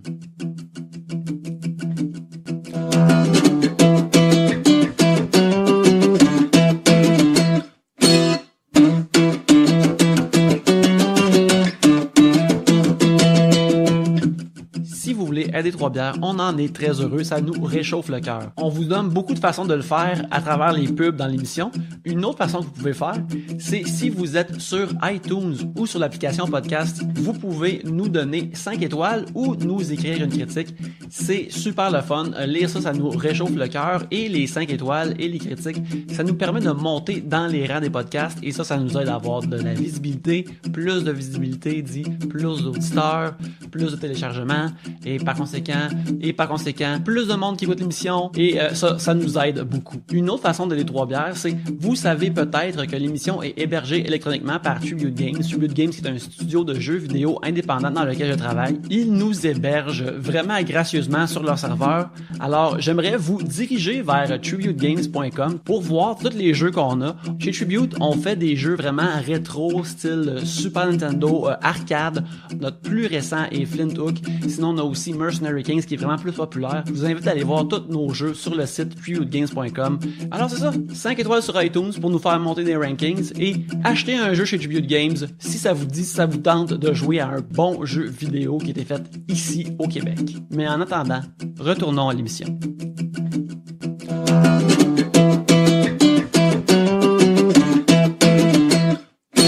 Alors, Gabrielle, tu commences le troisième segment, alors je t'invite à piger. Là. Un sujet de Stéphanie M. Faites-vous partie des gens qui refusent de faire du sexe quand la fille est menstruée? Oh là là, Chris! Wow! On est ailleurs! Écoute, si ma compagne a le goût de faire ça et c'est ça qui se passe, ben ok. Ouais, moi en plus, ça me dérange pas. Ça me dérange pas. Vraiment pas. En plus, moi, je suis anémique, fait qu'il y a le niveau du sang. C'est bon pour mon système. Moi, ça m'indiffère un peu, mais... Fille. Parce que, moi, ça me dirait que c'est une question qu'un Une question de gars, hein? C'est un gars qui est gêné, genre, pis il va sur... Mais je sais pas, ça m'indiffère un peu, mais on dirait des fois j'ai juste moins le goût, peut-être, quand je suis dans ma... Touche-moi pas. Comme, tu sais, je sais pas, il y a peut-être plus un... J'ai moins le goût, je pense. Moi aussi. Ben voilà. Mais voilà. Anne-Marie! Bon. Regarde, c'était rapide, ça. Mon Dieu, c'est une longue question ou... Mais... Ça, c'est un sujet qui nous a donné un épisode live qui a été écrit à la main sur C'est vraiment public par un auditeur ou une auditrice. Le truc le plus étrange que vous avez mangé? Oui, Anne-Marie, t'as beaucoup voyagé dans la vie. Oui. Qu'est-ce que t'as mangé le plus bizarre dans tes voyages? Ben, plus dégoûtant, la gelée de requin, c'est vraiment dégoûtant. Pour ma part. Peut-être qu'il y a beaucoup de gens qui aiment ça. Moi, je peux pas dire. C'est comme un jello. Oui, moi aussi, c'est ça que j'imaginais, comme un aileron en jello. C'était un mariage chinois et bon, fallait honorer les mariés, donc manger. Pas vraiment le choix. Mais c'est vraiment dégoûtant. Voilà. Ça goûte quoi? Je sais pas si c'était étrange, mais juste dégueu. Comment décrire? C'est... Ils servent ça comment? Sur un bâton? Ouais, j'arrive comme pas à comprendre. Ben, c'est une espèce de gelée. Tu peux juste faire, dans ce cas-là, j'imagine, là, c'est moi qui mange un requin, tu sais, comme... Ouais, j'imagine un jello shot, là. Toi, Pierre-Luc, ça doit être genre un cantalou. Ouais, ben ça... Explique la situation pour non, là. Bon, moi, dans la vie, j'ai pas une culture gastronomique élevée parce que c'est pas une curiosité qui m'est venue naturellement dans la vie. Ah. Fait que, mais tu sais, récemment, j'ai mangé chez nous du beurre, puis ça m'a comme pris 2 toasts sans réaliser que le beurre était plus bon, genre. Je suis plus sûr. Je me dis que je suis comme, je suis pas sûr, mais je suis comme, j'aime tellement ça du beurre que. Puis là, je vais faire semblant que c'est pas. Puis là, moi, je me dis, ok, ça a plus d'allure, là. Puis là, je vais être t'es malade? Non, mais c'est juste pas bon, là. Okay. Fait que, après, je l'ai franchi après moi, je vais être comme, j'ai manqué une bonne occasion de manger du bon beurre. Puis moi, dans la vie, j'aime vraiment ça le beurre, fait que, ben c'est ça, là. Manger du beurre, tout le monde, c'est vraiment bon. Écoute, si la margarine veut des bonnes plugs comme ça, Trois-Bières, ils ont juste à amener le cash. Là. Oui, si première la bonne presse comme ça. Gmail.com, on va effacer ce que j'ai écrit là. Le beurre revient à la mode, apparemment. Même à LA, ce qui est vraiment où l'endroit où le beurre était proscrit, là. C'est comme le diable. Mais ça revient à la mode. Cuisiner avec le beurre et tout ça, ouais. Le beurre fait son comeback! Parenthèse, Tu nous annonces tout à soir, là. Oui, c'est ça! Être toujours un pas à l'avant! Puis une affaire que je parle souvent parce que j'écoute des fois des podcasts qui sont enregistrés là-bas. Oui. Et des fois j'en écoute ceux de New York, puis il y a une grosse différence dans le ton. Oui, dans une oui, anecdote. complètement. Est-ce que c'est vrai qu'au jour, là, tout le monde est tant superficiel que ça? Qu'une anecdote commence par t'étais où et avec qui? Parce que c'est important de montrer que t'es important. Est-ce que c'est à ce point-là? Là, Je vais te dire, de toute façon, sans être trop pompeuse, on est quand même dans une société où tout est de plus en plus superficiel. Moi, quand on me dit que Los Angeles est plus superficiel, non, ils étaient peut-être un peu en avant, mais de toute façon, on est dans une société où tout est superficiel, tout est dans le paraître, etc. Donc, donc, ça représente un peu le monde. Ensuite, il suffit de trouver des gens bien traversants. Moi, j'ai des amis, j'ai des amitiés très profondes là-bas, que j'ai bâties d'ailleurs en peu de temps. Et des gens vraiment bien, un peu de tous les horizons. Donc, ensuite, il faut trouver les gens qui nous conviennent. Mais je crois que ça représente tout à fait la société dans laquelle on vit maintenant, présentement. C'est pas vrai qu'à Montréal, c'est moins superficiel. Hein. La seule chose aux États-Unis qui m'agace vraiment, vraiment, mais ça, c'est culturel et j'essaie toujours de leur expliquer. C'est comme ils me regardent avec des gros yeux, c'est des grosses billes, là. C'est la première chose qu'on vous demande, que ce soit n'importe où, mais ça, c'est partout aux États-Unis, pas juste à Los Angeles. What do you do? C'est toujours ça. Et le pire, c'est que moi, je me définis par mon travail. Je suis très fière de tout ce que j'ai accompli, etc. J'aime mon travail. Je travaille jour et nuit. J'adore ça. Donc, c'est pas que j'ai honte ou j'aime pas mon travail. J'adore, mais j'aime pas être définie par quelqu'un quand je rentre dans une boutique et tout ça. En plus, si je disais, j'ai des chaînes télé, blablabla, porno en plus, waouh. Je veux dire, c'est pas, tout le monde voudrait me parler, là. C'est pas, en plus, ce serait, mais j'ai pas envie de cette attention-là à cause de ce que je fais. Donc, je trouve ça toujours agaçant. J'essaie toujours de leur expliquer, vous savez, dans la culture francophone, on fait plus une conversation. Ça vient éventuellement, mais c'est pas comme tout de suite la première question. Mais bon, ça, c'est le genre de lutte que je gagnerai jamais. Pas, non. Je suis mon propre patron. Comme pour commencer, là, un air de mystère. Là. Puis là, s'ils en veulent plus, il faut qu'ils parlent mieux. Non, même pas. Maintenant, quand ils disent « What do you do? » I'm doing great! Ah, mon Dieu! Daniel Bélanger! Ouais. Moi, j'ai mangé des grillons l'autre fois, cet été, un restaurant mexicain.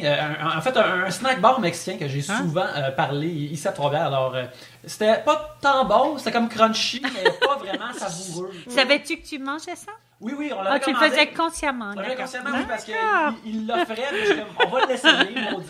Parce que, oui, on a. Mais moi aussi, je suis allée à l'insectarium où est-ce qu'il y a comme le casse-croûte des insectes qu'on peut manger. Et moi, je voulais essayer la crème glacée trempée dans les termites.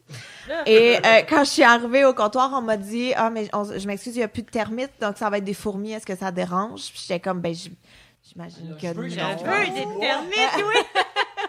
Fait que j'ai mangé de la crème glacée trempée dans les fourmis. Mais c'est pas... si tu sais pas qu'est-ce que c'est, ça goûte juste un peu surette.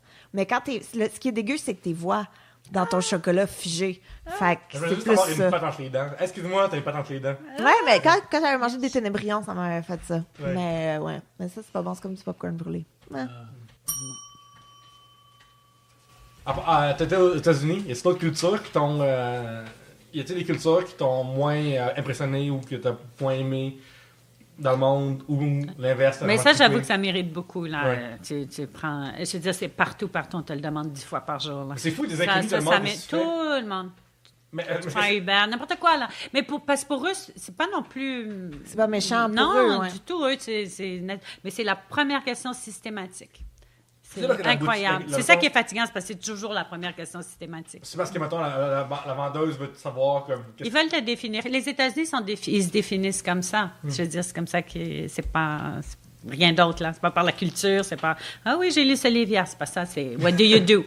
C'est le self-made country, c'est pour ça que le monde entier veut y aller aussi, mais je veux dire, c'est ça, c'est comme ça qui vous situe. Puis moi, je ne peux pas nécessairement être située comme ça. Cynthia Gilbert demande une question directement à toi. Trouves-tu qu'on est trop prude au Québec? Non, je dirais pas qu'on est trop prude. Surtout si t'es aux États-Unis en ce moment, tu vois vraiment la différence entre... Là, c'est vraiment plus prude aux États-Unis. Là. Non, mondialement, ce qui arrive, c'est que aussi les médias sont détenus par des grosses corporations. Les grosses corporations veulent de la publicité. Donc, tout ça, ça arrive, on revient toujours à l'argent. Parlant de culture, plus récemment, toi, quand tu parlais de... parlant de culture, occupation double, peut-être que je ne devrais pas être dans la même phrase. Mais on parlait d'un événement culturel. Je revoyais il y a quelques années des films de Fassbinder et je me disais, où on voit toute la nudité, tout ça. Mais c'était du cinéma quand même mainstream, grand public. Jamais maintenant les films grand public montrent un iota de nudité.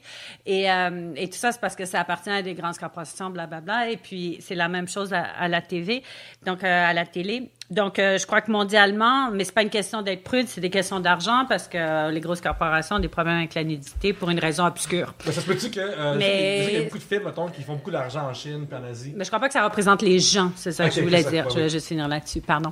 Je me disais peut-être que les cinémas ils font tellement d'argent en Chine, en Asie, que s'ils montrent justement un peu une nudité, là-bas, ils vont se faire barrer, puis c'est beaucoup de revenus. Mais c'est que ça non, mais même ici, sur des émissions locales et tout, je veux dire, parce que tout ça, ça appartient à des grands conglomérats. Et il y a encore beaucoup de problèmes avec le milieu adulte, je crois, parce que tout le monde met tout dans le même, encore dans cette espèce de même chapeau, sans faire de distinction aucunement. Mais c'est une industrie qui fait quand même des milliards, donc il faudrait arrêter. Mais même ici, et puis pas juste au Québec, mais partout, les opérateurs TV qui cachent leur contenu adulte. On sait tous qu'ils en ont. Ils font tous leur argent avec le contenu adulte, mais ils le cachent encore comme si c'était le gros péché quand tout le monde regarde ça. Puis il n'y a pas de problème à partir du moment où les gens sont libres et consentants et ont 18 ans plus. Donc, bref. Mais je crois pas que c'est la société elle-même, c'est plus d'autres considérations. Mais l'affaire justement de cacher ce contenu, ça fait penser quand j'étais jeune puis j'allais dans un club vidéo, tu sais, tu vois la section pour adultes avec des portes western. Des portes western. Quand t'es jeune, t'es comme, c'est cool, c'est là que les cowboys vont. Tu sais, j'ai écouté Lucky Luke, je veux être cool comme Lucky Luke. Là, tu t'en vas là, puis là, tu te fais virer de bord assez rapidement. C'est une affaire que je suis pas prêt à voir pour le vrai dans ce temps-là. Mais tu sais, tout de même. Là. Oui, mais tu sais, c'est comme quand tu te tiens, genre, tu sais, il y a les portes western, puis là, tu te tiens proche en faisant semblant de checker un film et tout, puis là, t'espères juste qu'un adulte va rentrer pour que tu puisses regarder un coup d'œil, puis là, faire, OK, oui, c'est ça qu'il y a là-dedans. Tu sais, il y avait des stratégies, là, quand il fallait travailler plus jeune. Je me souviens, à 8-9 ans, quand je suis rentré, il n'y avait personne dedans, puis genre, tout le monde était occupé, j'avais comme le rang de maman. Puis j'ai vu ces vidéos-là, puis je savais pas quoi en faire. Genre vraiment, je n'étais pas réveillé encore, mais je fais comme, ah, Chris, c'est a donc bien des grosses seins impressionnants. c'est pas, genre, je trouve ça juste bizarre, c'est comme une grosse hernie, tu sais, pour moi. La présentation de l'emballage de ça est très intense quand t'es plus jeune, puis justement, si t'es pas encore éveillé sexuellement, c'est comme trop de couleurs puis de chair nue en même temps. Fait juste comme. Ouais. C'est quasiment comme regarder le soleil. Là. T'es comme. C'est hypnotisé, mais t'as mal en même temps. Ouais, tu sais pas comment gérer. Tu peux pas regarder, mais en même temps, tu le regardes. Tu te dis que t'aurais pas dû. Ouais. Il y a une affaire, moi, que j'aime beaucoup dans ta carrière, Anne-Marie, c'est que techniquement, t'as fait plusieurs gestes qui ont dit à toutes les nouvelles personnes qui veulent se tailler une place dans les médias de pas faire. Tu sais, mettons, toutes les chroniqueuses de Sucré Salé puis Salut Bonjour qu'on a vu passer puis qu'on sait plus son fond qu'aujourd'hui. Toi, t'as fait quasiment l'inverse de. Tu sais, tu t'es mis en bikini. T'as flirté avec tes invités des fois à Box Office. Oui, souvent. Oui, c'est ça, exactement. Tu sais, t'as fait plein d'affaires qu'on dit de pas faire, puis c'est ça qui t'a marqué, t'es rendu unique, puis tu t'es rendu envers un peu les controverses, mais aussi avec une personnalité vraiment spécifique à devenir vraiment comme. Ben, quand on parlait, t'étais ta première au monde d'avoir un poste de télé. Ça, c'est vraiment comme. Vraiment cool, vraiment impressionnant pour moi. C'est très gentil, merci mille fois pour le compliment, mais il faut comprendre aussi que moi, j'ai jamais travaillé, j'ai toujours dit j'aurais pas duré 2 mois si j'avais été engagée par des chaînes qui appartiennent à des grosses compagnies, etc. J'aurais pas duré 2 mois, très honnêtement, parce que je peux pas imaginer faire les choses sans ma personnalité, à tort ou à raison, mais on est comme on est, moi je suis comme ça.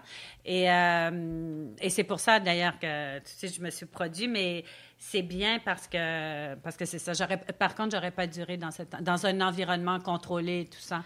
Puis il y a des environnements qui sont plus contrôlés que d'autres. La coupe de cheveux, le ci, le ça, jamais. Je suis pas capable. C'est contre tout ce à quoi je crois.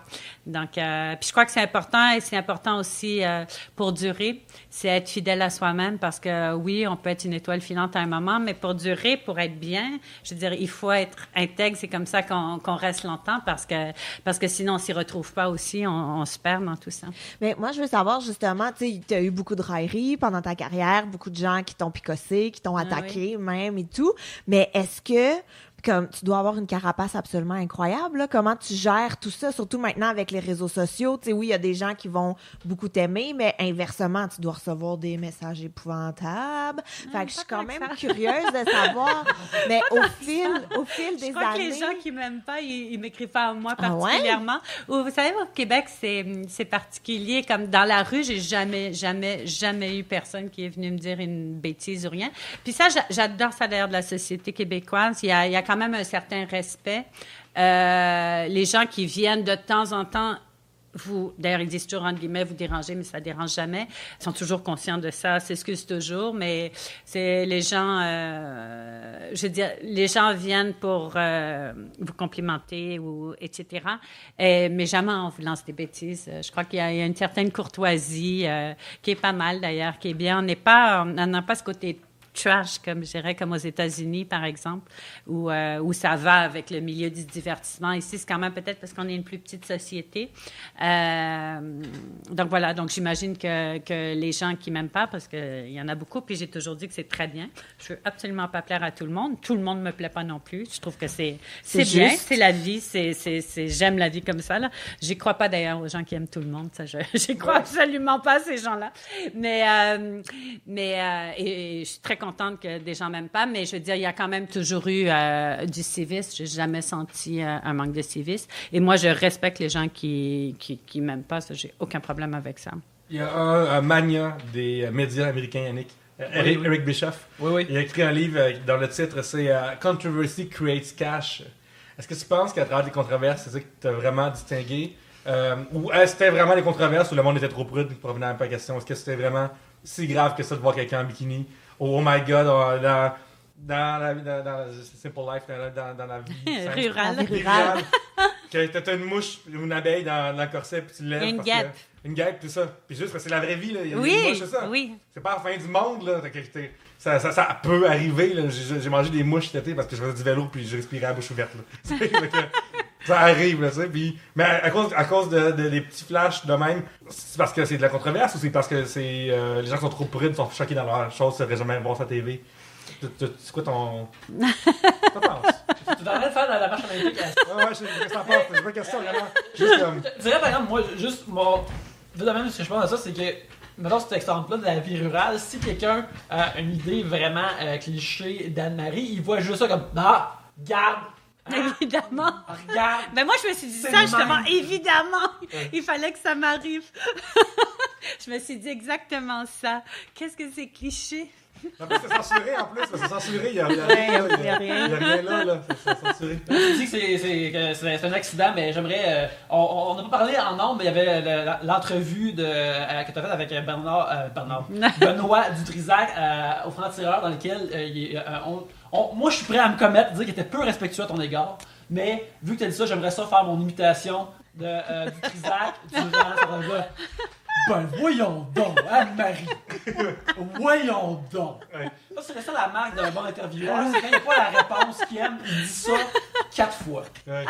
Sérieux, ça m'a choqué quand j'ai écouté ça dimanche. Je l'ai fait à ta taverne, donc Yannick. Puis on faisait pause, donc Yannick, ça choquait. C'est comme Ça me donne envie de mettre ça comme sonnerie de téléphone. Tu vas peut-être comme. T'auras jamais lancé ton téléphone fort de même. Réveille le matin. Est-ce que tu penses que la controverse, c'est payant au bout de la ligne? Ou c'est trop risqué? Ou c'est... D'abord, créer la controverse pour controverse, je crois pas. Je crois que ça, c'est très éphémère. C'est drôle quand on dit controversé. Moi, j'ai juste été moi. Et point à la ligne. Et puis, ça a créé on dit toujours personnage controversé. À un moment, ça devient incontrôlable. Et il y a sûrement des raisons. J'imagine ma personnalité. Mais c'est aussi qu'à un moment donné, tu dois être un peu, pas pris là-dedans, mais que peu importe ce que tu vas faire, tout le monde te regarde. Fait que d'un côté, ça va plaire, de l'autre côté, ça va déplaire. Tu sais, t'es un peu pris. Mais il n'y avait pas de grand plan. OK, on va faire de la controverse. On va te choquer parce que ça va... Non, donc voilà. Travailler creates crash, by the way. Plus qu'autre chose. C'est tout ce que je peux dire. On a parlé beaucoup, mais c'est... J'aime ça, ouais. Excusez-moi, j'ai parlé après la cloche. Encore une fois. Je suis pas disciplinée. Voilà, c'est ça. Sophie Loranger nous pose une question de médias sociaux. Parle-nous de tes photos de poitrine. Pourquoi? Moi, j'aimerais juste dire que j'aime. Tu vois, je veux dire, j'apprécie les photos pour commencer. Je dirais pas que je les apprécie pas. Mais les commentaires des gens en dessous, pour la parlance des jeunes sur Internet, qui semblent être thirsty, qui sont très. Regarde, moi, je suis content de ce que je vois, mais j'ai pas besoin de le vocaliser sur Internet. Je suis comme, ceci est très beau. Il y a des gens qui sont comme. C'est comme ça qu'ils vivent leur vérité. Tant mieux pour eux autres, mais bon. Pour ceux qui ne comprennent pas, ben suivez-la sur Instagram ou Facebook. Moi, ça me fait vraiment rire. Je trouve que ça montre beaucoup de ton humour là-dessus. Oui, c'est mon humour. Parce que ton description, c'est toujours une affaire grande niaiseuse. Tout le monde bonne Saint-Jean. T'as même pas une brassière bleue, genre. T'as même une rouge, c'est super, ça veut dire Canada dans le sous-texte. Puis t'as toujours comme un esti de weirdo, que cette photo c'est son chien. Puis il dit la pire affaire au monde, ça fait capoter. Puis là t'as des poètes aussi, des semi-poètes du dimanche, c'est mon plaisir, là, qui essayent de prendre ta description puis de faire une affaire un peu comico avec ça. Clairement, on a été inspiré, puis c'est ça qui arrive aux artistes. Fait que c'est de l'humour, dans le fond. Oui, exactement. Oui. Ouais. Mais c'est drôle que. Moi, ça me fait vraiment rire que tu fasses ça. Parce que tu sais, dans le sens que t'as pas besoin d'avoir des likes, t'as pas besoin de ça. C'est vraiment juste. Oui. C'est tata dans le bon sens du terme de tata, là. C'est niaiseux. Là. Mais moi, je C'est pas trouve. bon enfant, c'est bon adulte. Ouais, c'est ça, ouais. C'est ça, absolument. Mais moi, je trouve que c'est vraiment assumé. Tu sais, comme souvent, il y a un préjugé qui vient avec ça. Tu sais, tu te montres, t'as rien à dire et tout. Mais moi, je trouve ça tellement assumé puis tellement libéré. En fait, c'est vraiment ça. Je trouve ça positif. Non, merci. Puis je suis comme un peu impressionnée par tes seins parce que les miens ont vraiment pas l'air de ça dans une brassière. Regarde, je vais le dire. Je l'ai dit, OK? Bon, regarde. À quel moment que tu t'es dit, je vais faire ça? C'est-tu genre comme t'as le flash, t'as 2 verres de vin, puis comme, hey, c'est drôle, ou c'est juste que. C'est quoi le premier t'as envoyé? Mais moi, je pense que ta lingerie doit coûter cher, fait que tu dois vouloir la montrer, là, c'est sûr, c'est sûr. J'avoue coupable. Moi, j'ai l'œil pour ça. Tu dois porter des ça, bonnes. C'est bien une remarque de fille. Tu dois porter des bonnes marques. Il y a que les filles qui me demandent ta lingerie. Très drôle. Mais très le premier, j'adore. boob selfie, mettons, il vient de quel c'est comme, à quel moment t'as dit ça que ça c'est vraiment drôle? Là? Ben, moi, je trouvais ça. En fait, c'est venu. J'étais un peu à copycat, j'avoue. Il y a un artiste musical, et je me rappelle plus c'était qui, quelqu'un de très hot, qui faisait juste ses pieds. Et j'ai dit, c'est pas mal comme idée, ça. Sauf que moi, je vais faire une autre partie. J'aurais pu faire les pieds, mais non, je vais pas faire exactement la même chose. J'ai dit, c'est pas bête. Et voilà. Remix! Oui, voilà. Je copie sans copier. T'es inspiré. Voilà, librement adapté. Un sujet de Simon Michaud. As-tu trouvé ça chien de te faire bumper par 2 jumelles de 10 ans? Ben, c'est moi qui les ai engagées, déjà. C'était... C'est mignon, mais les c'était... 2 petites blondes, Fée et Audrey. Et, qui ont comme pris le relais après. Non, c'était une émission parallèle. C'était une émission pour Musique Plus, VO2, et c'était produit par moi. Donc, non, je voulais, puis j'ai trouvé extrêmement talentueuse. À quel moment de bord t'as décidé que tu voulais plus... Mais à ce moment-là, je faisais encore box-office, de toute façon. Ah, ok. T'as pas été bumpé comme Simon Michaud le dit. Non. Mais bumpé par moi-même, non. c'est difficile d'imaginer que tu voudrais arrêter de faire un show qui était comme 52 semaines par année, parce qu'il y a des films qui sortent tout le temps, sans arrêt, puis qu'à un moment donné, faut vivre, là. C'est ça, là, tu sais. Mais je me demande, est-ce que tu... On pourrait dire 300 demi-heures par année, avant. Oh.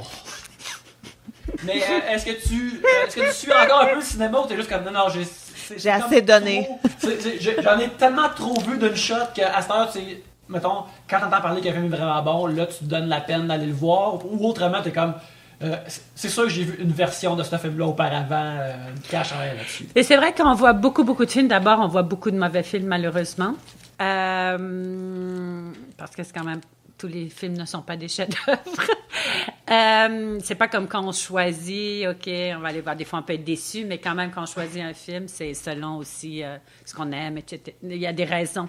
Tandis que quand on travaille, ben, on voit tous les films. Mais j'imagine que plus tard, t'avançais dans ta carrière de box-office, puis les films moins intéressants, t'envoies d'autres personnes voir ça. Ouais, mais tu sais, c'est pas toujours non plus à l'avance, mais voilà, donc pendant un moment, j'avoue, j'ai une petite équérantite après Box Office. J'ai arrêté de voir des films pendant un moment. Et même là, avant que je voie un film...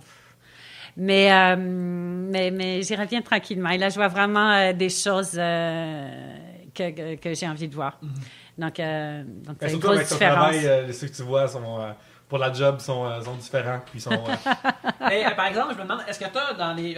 Comme à travers, on se fait souvent demander des questions dans les sujets, ça parle de plaisir coupable. Puis là, on est des adultes, fait que nos plaisirs sont plus coupables. Mais y a-tu un film, mettons, juste à travers tout, mettons les films que tu as écoutés ou que tu aimes, un film qui, dans le fond, pas si bien vu que ça, mais que toi, que t'aimes vraiment, là, que t'es prêt à le défendre, comme, OK, je sais que c'est peut-être pas si bon que ça, mais moi, je l'aime ou il vaut la peine d'être vu pour cette raison-là. Moi, je sais pas pourquoi j'adore les comédies françaises, même si elles sont stupides. Il y a quelque chose que j'aime, je sais pas si c'est à cause de la culture et tout français, mais je craque toujours pour les comédies françaises. T'es là pour les bronzer. Ah oui, puis Christian Clavier, moi, il peut jouer dans n'importe quoi. Je l'adore! Peut-être lui, c'est mon... Alors, c'est drôle parce que mon menteur, d'ailleurs, je devrais pas dire ça parce qu'il m'a donné un film illégalement, mais parce qu'il sort jamais ici. Donc, bref, c'est une comédie française avec Christian Clavier l'autre soir. Et là, je dis, je vais passer mon samedi soir avec Christian Clavier. J'étais bien excitée. Et là, il me dit, je suis contente qu'un petit gros ça t'excite. Il dit, j'ai des chances. Oh, wow. Non, mais je craque pour Christian Clavier. Il me fait tellement rire. Il peut jouer dans n'importe quoi. Il me fait rire. Donc, moi, c'est plus des acteurs comme ça. Puis, je sais pas pourquoi les comédies françaises. Et Dieu sait qu'elles sont pas toutes bonnes, mais je sais pas. J'adore m'immerser là-dedans. Mais comme tu as étudié en théâtre en France, justement. Oui. Est-ce qu'il y a des choses là-dedans que des fois surtout en début de carrière, ça fait un bout, là, mais en début de carrière, est-ce que tu pouvais voir les mauvais acteurs, tu étais comme choqué de voir des acteurs qui étaient pas bons à l'écran, ou tu voyais comme, à travers ton filtre de formation d'actrice, des choses qui étaient comme, non, j'ai déjà revu quelqu'un qui est pas bon en ce moment même, à box-office? C'est sûr qu'il y a moins le rêve parce qu'on pense un peu à ce qui se passe derrière, pas juste au niveau des acteurs, mais tout le reste, montage. Moi, je suis très sensible au montage, en fait. D'ailleurs, les œuvres avec un bon montage, j'admire toujours ça. J'adore la série V, pour ceux qui la connaissent, puis j'adore le montage, puis c'est fait à une caméra. Donc, c'est des choses auxquelles je pense, puis que j'admire et que j'aime. Puis, mis à part le plaisir de toute cette comédie-là et de tout ce qu'on apprend sur Washington, j'avoue que le côté technique aussi m'interpelle beaucoup, mais c'est un plus dans ce cas-là. C'est pas toujours un plus, mais dans ce cas-là, c'est un plus. Donc pour ça, c'est bien aussi être capable d'apprécier ça, quand on a appris ça, ou quand on fait du montage, ensuite, on est conscient de ça, même si on le fait à petit niveau, mais on est conscient de ceux qui le font vraiment bien. Et c'est toujours quelque chose qui m'interpelle. Donc, je sais pas si je réponds à ta question. Mais ce qui était un peu plus difficile à Box Office, c'est quand moi, j'aime bien... Encore une fois, ça revient à ce que je disais, c'est pas coupé au montage, voir des œuvres, que ce soit n'importe quoi, sans en avoir entendu parler. Même chose pour les acteurs. Moi, d'ailleurs, je lis jamais rien sur les acteurs. Quand je faisais des entrevues, lorsque je faisais des entrevues, j'étais obligée de lire sur eux parce que quand on rencontre quelqu'un, je crois que c'est un respect, essayer de tout savoir, même si on peut pas tout savoir, mais d'en savoir le plus possible sur la personne. Mais j'aime rien savoir d'un acteur. Je veux rien savoir. Je veux pas savoir ses divorces, c'est ci, c'est ça, son coke addiction, whatever. Excusez-moi en anglais. Oui. Mais je veux pas savoir tout ça, ça m'intéresse pas. Je veux juste voir je veux voir le personnage qui joue à l'écran. Donc ça c'est difficile parce que même si on veut pas entendre parler des gens, c'est très difficile. Mais donc en faisant box-office, c'est un peu ça, je trouvais ça m'enlevait un peu ce côté-là d'avoir le regard frais d'un acteur qui incarne un personnage et d'être capable de juste m'abandonner. Surtout quand on les a rencontrés en entrevue, on sait s'ils sont drôles, pas drôles, chiants, pas chiants, aussi bien en personne ou pas en personne, petits, alors qu'ils ont l'air grands. Non, je déconne. je déconne, ça, c'est pas grave. Eh bien, j'adorerais ça, que ça continue, mais je pense qu'on va terminer l'épisode là-dessus. Anne-Marie, merci beaucoup d'être venue à Trois-Bières. C'était super le fun. Ah, mais merci de m'avoir... Ah, Moi, ça sort. Ouais. Ça sort de ta bière. mais Ma c'est bière ça qui vient arrive. d'exploser. Voilà. Je n'en dirai pas plus. Mais en attendant, on peut te suivre où sur Internet et où peut-on s'abonner au post que tu runs? Non, c'est toujours les gens vont me trouver. Ah, oui. Mais moi, je veux juste dire en terminant, merci tellement, là. Je te Ah. trouve absolument inspirante. Ah, Et merci. puis, non, mais vraiment, parce que tu t'es tellement diversifiée, tu as vraiment créé un empire, là. C'est vraiment Merci, ça. c'est Puis, je gentil. trouve que c'est vraiment inspirant. Puis, je sais qu'il y a sans doute beaucoup de gens qui gardent des clichés en tête, mais briser ça pour vrai, parce que c'est... Non, mais c'est Merci. vrai, c'est un modèle à suivre. Je pense que c'est vraiment... T'es une entrepreneur, puis je trouve ça excessivement respectable. Merci. Oui, vraiment. merci, Dans j'en ai parlé, mais le fait de briser des règles que tout le monde dit qu'il ne doit pas être brisé. Tu sais, à un moment donné, en entrevue, tu parlais d'un potentiel deal avec HBO à des places. Oui. Puis, il n'y a pas beaucoup de places. Dans la carrière, il dit jamais parle pas d'une affaire tant que c'est pas signé. Tu sais. Ouais. Fait que, même encore aujourd'hui, tu brises des règles que plein de monde utilise. Puis ça, je trouve ça vraiment, vraiment cool. Je trouve ça fun, les gens originaux. Moi, j'aime ça. Merci beaucoup. Merci beaucoup d'être venu. Puis en attendant, vous, on vous trouve où? Oui, oui. Ben, Gabrielle Caron, un peu partout. Google-moi, tu vas me trouver. Et Facebook, Twitter, Instagram, là. T'es à Côte d'Ivoire, t'es en show, là. Et voilà. Ils vont te trouver. Eh ouais. Oui, mon nom est Pierre-Luc Racine. Alors, Facebook, Twitter, Instagram aussi. Ouais, t'as ta page fan sur Facebook. Ouais, en effet. Allez voir ça, allez voir ça. Vous pouvez me trouver @Yannick Belzile sur Twitter où je parle de niaiseries de pop culture et sur Instagram où il y a mes dessins. Et sinon, si vous me suivez sur Instagram et il y a de la neige dehors, eh bien, c'est aussi mes photos de moi qui pèlent mon entrée. Alors, je continue le projet. Trois bières est hébergé électroniquement par la compagnie Tribute Games pour laquelle je travaille. Alors, allez sur tributegames.com et voir nos jeux merveilleux disponibles sur PlayStation 4, Xbox One et Steam que vous pouvez acheter. Ils sont super le fun. Mais en attendant, merci beaucoup de nous avoir écoutés. Et Anne-Marie, une fois de plus, merci beaucoup d'être Non, venue. merci à vous, merci. Et sur ce, à la prochaine bière.